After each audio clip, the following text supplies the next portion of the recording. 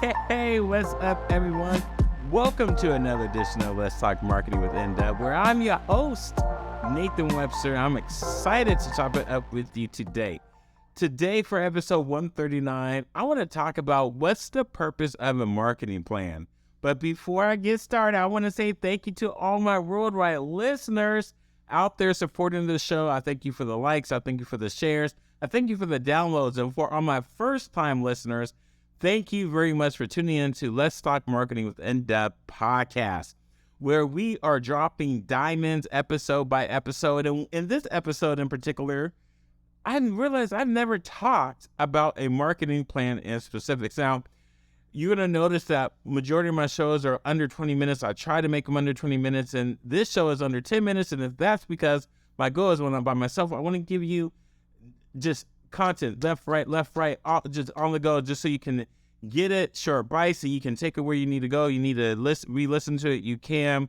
And also, I will have a podcast blog / website you can go to here in a little bit. So here is where I'm going to use notes because I can ramble. I don't want to use notes. So let me just go ahead and get started because, man, this is going to be really hard to get it in under 10 minutes. But this is going to be a multiple series of marketing. So this is what's the purpose of a marketing plan, part 1. Okay. In 1, you may say, why have a marketing plan? Well, there's several reasons why you want a marketing plan. It's important to understand when it comes to a marketing plan, this is where you are trying to get surgical with all the output that you're doing, all the energy that you're putting out, all the, I would say, blood, sweat, and tears. They have to amount to something, and this is something that you need it to matter. In regards to when you're running your own business, or if you're a key decision maker, or if you are one of those leaders that have to produce results by creating a return on investment, this is where the rubber hits the road. This is no 10,000, 30,000 feet in the sky. This is where the rubber meets the road. So a marketing plan is where you get surgical and you talk about what is the implementation for your objectives, for those executables that have tactics in there, that has creative in there, that has analytical in there, that has productivity in there. What does that look like? Again, I'm using my notes, so you're going to see my eyes going back and forth. For those that don't know, we have a YouTube. Make sure you check out our YouTube page. It will be in the show notes. So when it comes to all your marketing activities, this is where you can use like a SMART goal to where the specific, measurable, relevant. But what's key in that SMART goal that's in marketing plans is everything needs to be measured.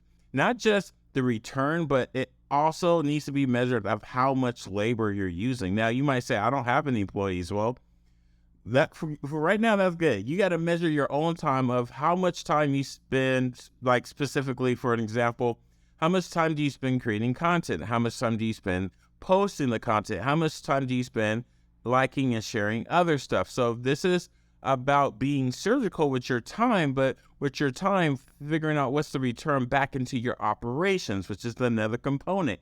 It needs to be part of your business plan. Now, I'll be honest, I don't have a specific X's and O's business plan like it's a playbook, like I'm playing for the Chicago Bears. Chicago Bears need some help, but that's the difference. My Bears, man, what is wrong with them, man? They got Justin Fields. He's a beast, right? But this is where your value proposition should be a beast. Don't leave them hanging without calling the right plays. Hence why the marketing plan comes in that where it needs to be measurable. So the methodologies that you're putting in place when you're putting your output, say, okay, I'm going to put 2 hours every day, which is excessive, but might not be if you have a team, you have a war room, you have the tools, and you have the customers out there. 2 hours is nothing. It's chunks change. But if it's one person, that might be a little excessive. But let's just say 2 hours, you're putting out 2 hours every day. And this could be an omnichannel approach where you're doing advertising, you're doing promotion, you're doing networking, you're doing in-person events, you're doing lives. It all depends how you're going about it. How do you measure is going to be a return? Well, that's something that needs to be in your marketing plan. That's part of your business operations where everyone has a say in it.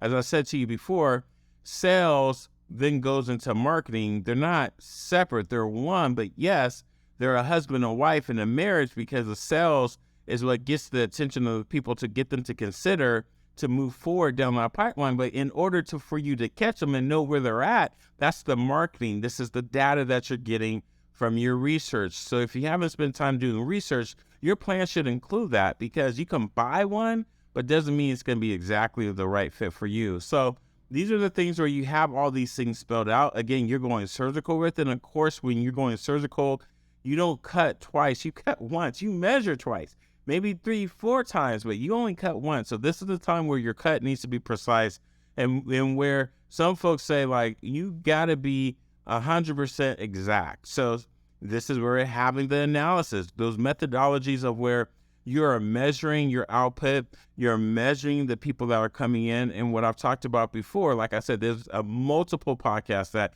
I'm doing here for you, is I want you to understand the people that are coming into your show, that I'm thinking about the podcast show. No, how many people are coming into your funnel, so you can understand these are warm leads, these are cold leads. But even with the cold leads, it's not a bad thing. It's like, where did you get them from and what makes them a cold lead? So maybe this goes into understanding that on an operational standpoint, you need to say in your next ops meeting, hey, can we, or maybe this is a C-suite meeting, maybe this is a vision board session, but hey, we are getting this feedback. Our cold leads are saying, we thought you had X, we thought we had Y, and we don't have it. Is there a way we can move into this? So let's say for my last one episode with the list, build your list, last episode, in episode 138, I talked about cookies. Maybe to go along with cookies, like my wife, she needs milk. So why not add milk to the package of when we're selling cookies? Not just be out the table selling cookies, but sell cookies and milk, right? So these are all the things that you've got to think about moving forward. And so here is where, like in episode, I think it was 136, was it 136? Yes, how to set up your marketing year. Raylan Logan, aka Ray, she dropped the diamonds of, you need to have a sales goal. Having a sales goal where everyone rallies to, but then you make it surgical of how you go about those days, how you go about those weeks. What happens when you don't get it and when you're not close in the third week, right? So if you have a team, you might have first hour, last hour dials, but in those dials, what lists are we going through to qualify these people? And if they're not qualified, why not? Is it something on our end? Let's not just say it's all the consumer end. Sorry if you heard that, my apologies. It's loud. Sometimes I don't know why people do that to their mufflers. But anyways, what is the purpose of the marketing plan for you? And I know I'm running short on time. Like I said, I'm going to do multiple. This is just part one. But in this part, another detail I want to get to is your finances. So there is a budget. Now, when you're like by yourself, it's easy to say like, look, I only have this money to spend on it, right? But when you get into a larger entity, a larger organization, you might have tens of thousands or hundreds of thousands of dollars. Folks still want a return on that, but you need to set the budget. Set a budget, work with it. Again, your output, your time is part of that budget for those that I said, like, it's just me. So let me get to this. This is the main thing I want to get to before my time runs out, and I have to make this into a part two now. Now, real quick, real fast. First and foremost, this is a realistic expectation that you have set for yourself, okay? In that realistic expectation, you are setting a measurable method to where you can keep track of the energy you put into it and the feedback you will get from it. So just keep that in mind when you do it. I'll come back with part two.